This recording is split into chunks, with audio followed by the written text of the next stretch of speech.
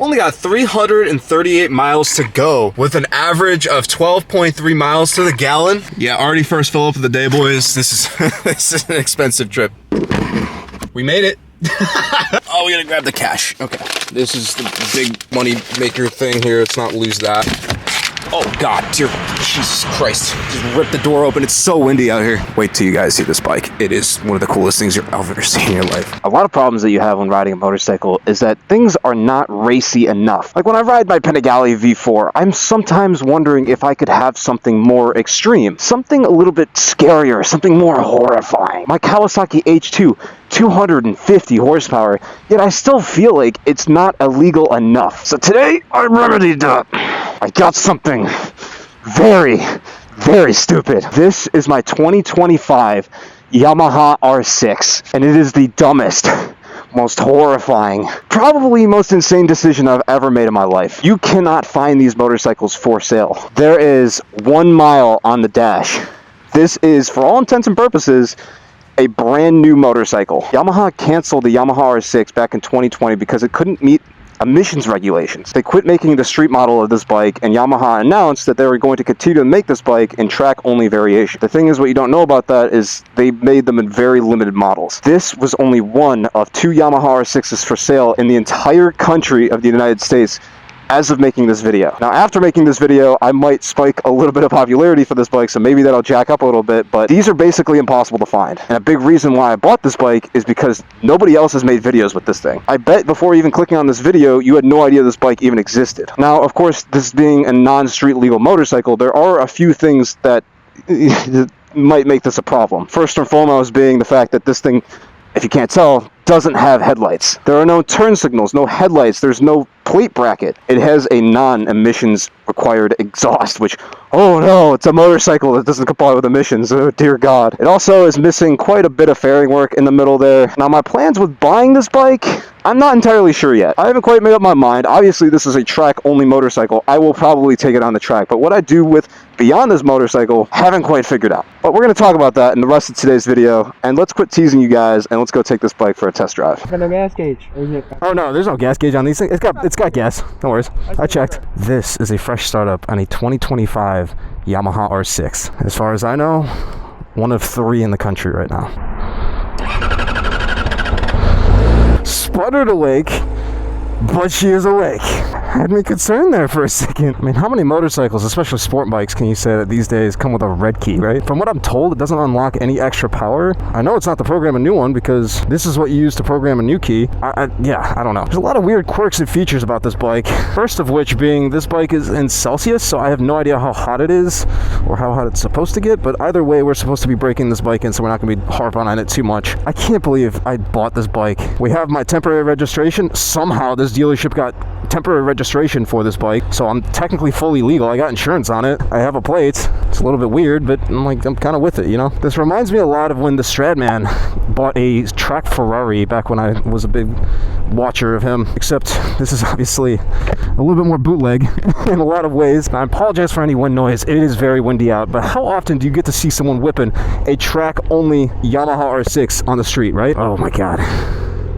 This is one of the coolest experiences of my life. So obviously you guys know, no headlights on this bike, no turn signals, no mirrors, so technically not street legal. It does have a working brake light. I can show you guys that real quick.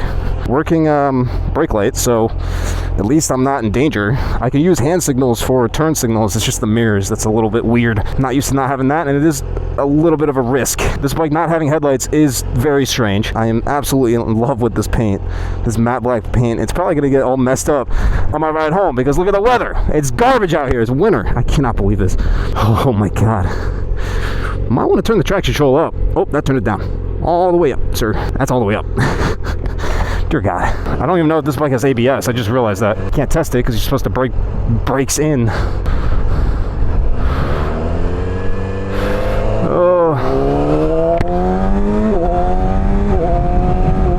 I can't believe this works. I mean, of course it works. It's just a track-only bike. It's just a little bit weird, you know? Not used to having a track-only motorcycle. It's got a quick shifter up, not down. This is a 25, so I have to go very slow. I am in Virginia right now, and Virginia speeding laws are they're much more extreme than Ohio, which I'm gonna get into. So as I mentioned in the video, I picked this bike all the way up in Virginia, about 6 hours away from where I live. Now, what makes Virginia exceptionally special for motorcyclists and people who enjoy cars is Virginia has some of the strictest speeding laws in the entire country. Driving just 20 miles an hour over the speed limit or over 85 miles an hour is a criminal offense. It's not just a ticket. Reckless driving in Virginia is handed out a lot more often, and you can actually get jail time for it. And while I was driving around Virginia, I noticed that speed limits tend to change a lot. Like, you go from a 55 mile an hour zone to a 25 very quickly and without warning. I honestly think that getting a 20 over ticket would be very easy in Virginia, and I don't understand why these laws are so harsh.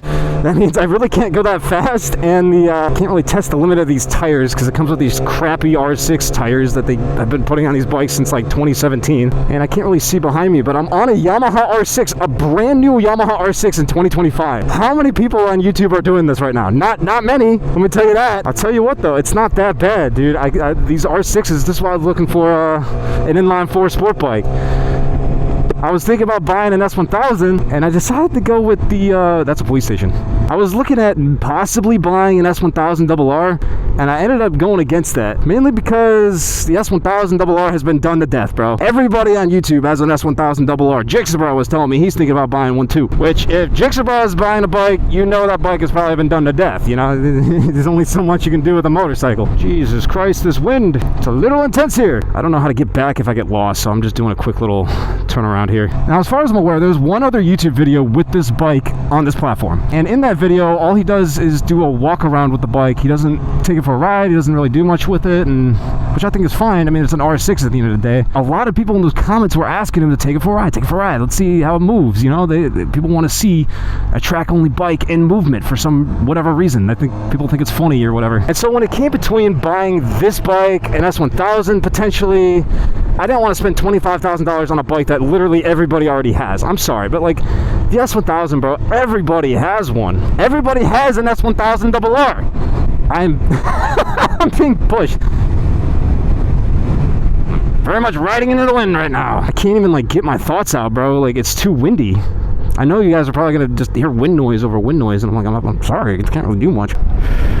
I'm just getting hit by shit while I'm just trying to get my thumbnail, bro. Jesus. Yeah, for all intents and purposes, this is basically just a regular R6. No difference in the frame. It's the exact same frame, exact same engine. Literally has the same exhaust that they came with back in 2020. It's just the fact that I don't think people know that they still make 2020, well, basically 2020 R6s. You just have to do a little bit of extra legwork in order to get it legal. And like, this is so cool though. It takes me back, bro. This was the bike while I was in high school, bro. I started high school in 2016, graduated in 2020. This was the motorcycle, bro. This is what you wanted. Oh, there's a cop right there. And there's gravel right there too. This is great. This is just the perfect condition to test ride my brand new motorcycle. And that's about all the test ride that we get. Fortunately, it's 5:30. These guys, they want out of here at 6, dude. I can't hold them up. I didn't bring ramps with me, so it's like if I don't know anyone in Virginia, so it's like if I don't take their help in getting this bike in the back of this truck, I'm essentially screwed, especially with this wind, you know. I'm like, Another interesting point that I wanted to bring up about this bike is it comes with an R1 start and stop button. This is not the button that the R6 came with back when it was still being made for the street. Like, this is essentially, I think, what Yamaha envisioned in their mind to make if they still made this bike to this day. And look, I can already see the comments being like, you should have got an R9. Why didn't you get a Yamaha R9? And my argument to that is the R9 is boring, dude. I ordered an R9. I placed an order for an R9. I was not excited for that bike. I thought that thing looks stupid. It looks ugly with those winglets that come off of the side. I hate the headlight in the center of the bike. It looks dumb. And I get it's probably going to be a better experience than this bike. Yeah, it has Brembo brakes, has just as much horsepower, but way more torque, has cruise control, power modes, all the, like wheelie control, all this other crap that you can't trust. This is a true, exciting motorcycle that speaks to your soul. I love motorcycles to death, and I'm sure an R9, people who are going to buy an R9 are going to enjoy it. The R9, I'm not trying to say it's a bad bike, bro. Again, I'm sure it's going to be great. It's going to make a lot of people happy. But as someone who's already experienced what bikes can be, how exciting bikes like this can speak to your soul, I'm sad that bikes like this have disappeared from public view, and that it's not easy to just run out and buy one of these bikes. I mean, bikes with 4 cylinders are becoming more and more rare these days as it is, and I just wanted to pick this bike up before it becomes impossible to get anywhere, before they just stop making these, period. This is truly the last of its kind, and as the future continues, it's probably only going to get worse. You can still find these bikes, luckily, used on the market, but we're talking you're spending $14,000, $15,000, $16,000. Brand new, this bike was $12,500. I got this bike for $11,500. People are spending ridiculous amounts of money just to get this bike, and I think that is telling about the past of motorcycles compared to the future. And this is truly one of the best bikes ever made. A lot of people thought that I said I didn't like the R6. No, I love the R6, dude. I think it's phenomenal. It's just the problem is people charge way too much for it. So this is truly one of the best bikes of our time. Is it worth $18,000? No, baby. There was one listed by me for like $15,000 with 20,000 miles. I'm like, Jesus Christ, for a 5-year-old bike. No, thank you. This is a brand new model. I can't imagine spending that kind of money on a used motorcycle, on a used R6, no less. I'm glad to be here, and I want to thank you guys so much for sticking with me on this. Oh, that's good. Okay, I thought that was detached for a second. Thank you guys for clicking on this video. We're not done. We still get this thing loaded up in the truck. Well, there we have it, boys. She's loaded up in the truck, ready to go home. I'm sorry everything has been so hectic. I wanted to film as much as possible, but when you live 6 hours away from the dealership, shout out to you guys, by the way. Thank you very much for helping me out with all this. This was very hectic trying to get this done. This is unfortunately the only day I could come out here and get this done because I got school. I have to go to school tomorrow. And it's supposed to snow and rain next week, so it's either today or sometime in the future, which you always know how that works out. I'd film a couple videos here and there. So basically what we have the tie down here, I bought these awesome handlebar straps that lovely salesman helped me out get that in here. It's tied down to the back. Hopefully we don't have any problems getting this bike out of here. I cannot believe I bought a Yamaha R6, dude. Are you joking? I should have got a trailer.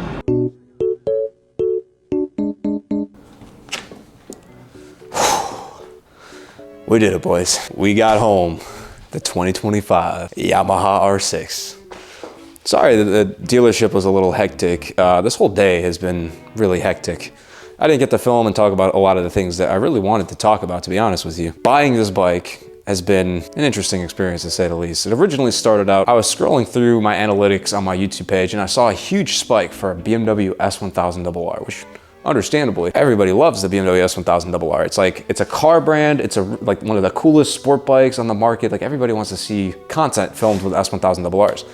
If you don't know me, I owned a BMW S1000RR last year and it didn't go that well. I had a really bad ownership experience with that bike, and to be honest with you, I really didn't want to relive that. While I had space for another bike in my life, not necessarily in my garage, but in my life, I felt drawn to buying another BMW, but it just didn't feel right for me personally. So next, I immediately drew my attention to the brand new CBR 600RR out in Europe. As you guys know, we didn't get that bike here in the United States. And so I started looking up ways of how to import a brand new 600RR, which I thought would be interesting. It's something that not a lot of people do here on YouTube. And that's when I came across one of these bikes for sale. This was one of 2 bikes currently for sale in the United States. In the whole United States, for 2025 Yamaha R6s. I don't know how many of these are made, but this is actually, I have VIN number 001.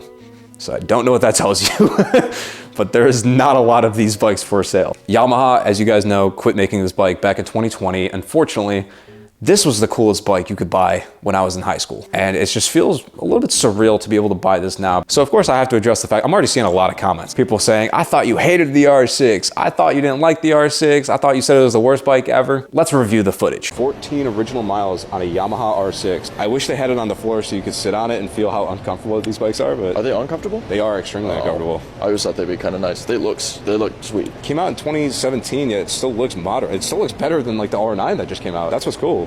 I don't know, I'm a big fan of it, but problem is since it's a 2017, still has the old dash. These bikes notoriously just don't have any torque. They're such dogs to ride. I've ridden one because one of my friends a few years ago had one. They just suck. They're just not good bikes to ride. Well, then, like, why are they so highly coveted? Like, you look at transaction values. I mean, if I had to theorize why people like these things. So in that video, I was looking at a Yamaha R6 that was listed for $18,000. $18,000 for one of these bikes, basically. It was a very low mile 2018 Yamaha R6 listed for $18,000. That's not with taxes, fees, everything, because it was at a dealership. Now, mind you, this is a brand new 2025 model. You guys saw it had 1 mile on the dash.